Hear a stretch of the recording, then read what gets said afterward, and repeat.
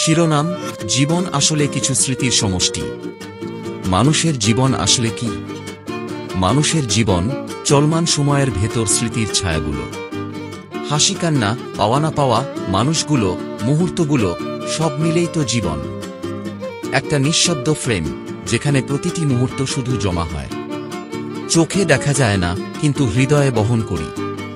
শিশু অবস্থার প্রথম হাঁটা, মায়ের কোলে ঘুমিয়ে পড়া, বন্ধুর সঙ্গে হাসির ফোয়ারা, প্রথম ভালোবাসা, হঠাৎ হারিয়ে যাওয়া প্রিয়জন। এই সবই তো জীবনের রঙিন ও ধূসর টুকরো। সময় এগিয়ে চলে, কিন্তু কিছু মুহূর্ত ঠিক থেকে যায়। পুরনো ডায়েরির পাতায়, ছোট্ট একটি চিঠিতে, কিংবা কারো কণ্ঠের স্মৃতিতে। জীবনের শেষে মানুষ কি নিয়ে বাঁচে?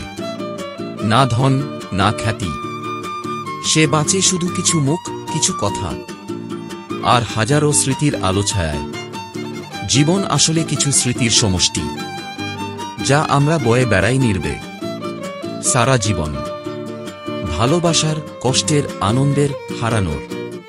যার মনে স্মৃতি নেই, সে কেবল নিঃস্ব নয়, সে হয় মৃত, নয়তো উন্মাদ। স্মৃতি মানুষকে মানুষ করে তোলে।